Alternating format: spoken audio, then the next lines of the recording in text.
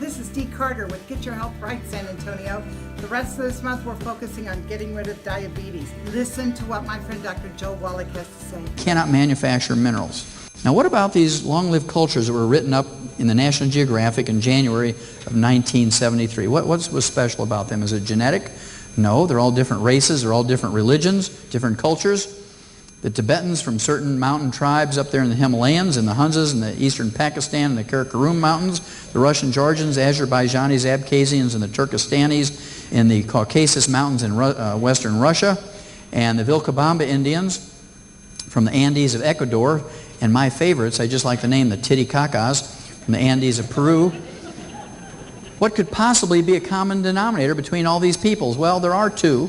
Number one, even though they're different religions and different races, they were all persecuted people. They were all victims being chased by the king's men or bandits or whatever, and they chose to live in what would be called the bad lands of their country. I mean, horrible, nothing, no soil, nothing but rock. And just out of the throw of the dice, nothing that they thought about, they picked places to live in that had 60 to 72 minerals in the parent rock of the mountains they chose to live in. Number two, they chose places that had less than 2 inches of precipitation a year. No rain, no snow to speak of. So they had to pick places that had a permanent water supply. And every one of these cultures picked places that were within 50 to 100 miles of glaciers. And they all built aqueducts to carry water from glaciers to their place where they lived and worked and farmed. Now the water that comes out from underneath of glaciers is not clear, like tap water, Perrier, Evian, or glacier water, or geyser water, or Calistoga water. It's called glacial milk because the water that comes out from underneath the glaciers has so much rock dust or rock flour suspended in it that it's called glacial milk. It looks like whole milk, kind of a bluish white, bluish gray, as opposed to clear. And if you boil away a quart of glacial milk, you get 2 inches of minerals in the bottom of that quart jug. By contrast, boil away a quart of Evian or Perrier water at 20 bucks a gallon. I mean, we're talking price here compared to gasoline. Would you ever have thought that water would be more expensive than gasoline? Kind of interesting, isn't it? Now, you boil away a quart of Evian or Perrier water, you'll get as much mineral as you get on the head of a pin. A big contrast. Now, not only did these people drink this highly mineralized water and get 8 to 12% and 3 to 5% after age 50 because it's metallic minerals, it's ground up rocks as these glaciers move up and down the mountains. More important than drinking it, they irrigated with it. Week after week, month after month, year after year, generation after generation, for 2,500 to 5,000 years, they irrigated with this glacial milk. They replaced literally thousands of tons of these minerals back into the soil every year through this irrigation with this glacial milk. And all their plants are rich with these colloidal minerals as a result. And all we do is put in NPK, NPK, NPK, and it takes 5 to 10 years to deplete these nutritional minerals from our soil. As a result, last year we paid $1.2 trillion, that's with a T, $1.2 trillion for health care. These people don't get diabetes, they don't get heart disease, osteoporosis, arthritis, cancer, they don't get glaucoma, they don't get cataracts, they don't have birth defects, they don't have jails full of violent criminals and drug addicts, they don't have a single hospital, they don't have Blue Cross, Blue Shield, major medical hospitalization, they don't have a single doctor, and they don't have these diseases, and they live to be over 120 to 140. Now, can you live to be over 120, 140 without colloidal minerals? No.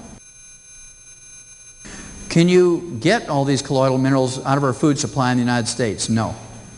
Well, can you keep all the things that we love about the United States? Because if I were to pay your way to go there and live and guarantee you'd live to be over 100, you wouldn't do it because they don't have Kenmore kitchens, they don't have electricity, they don't have central heat, central air, they don't have roads, they don't have cars, they don't have televisions, they don't have television channel changer. I mean, how can you be a couch potato without a television channel changer?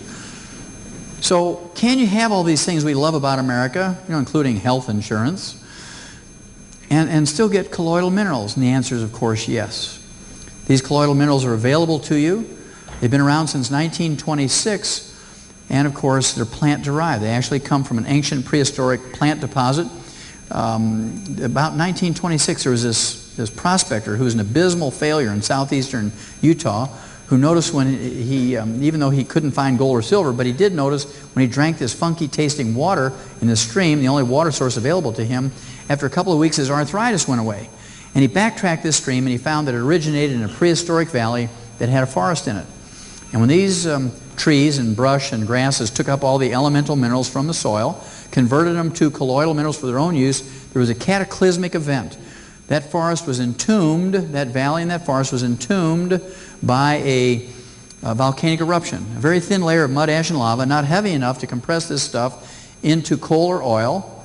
And it was very arid in there, not enough moisture to fossilize or petrify this plant material. So today, if you look at it, it just looks like real dark chocolate coffee grounds. And you squeeze it between your fingers, it is the same consistency as a chocolate chip you might put in an oatmeal cookie. It's kind of waxy.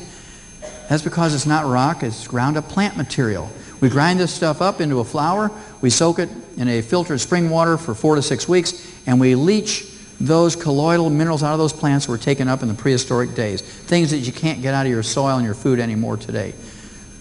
And of course, that's been around since 1926. We have liquid multiples that have been around 10 years and 1 year and so forth, and these are all available to you also. I want to thank you all very much. God bless each and every one of you, and God bless America. Two of my friends have been able to get rid of their diabetes medications for good just in the last week. You could be next.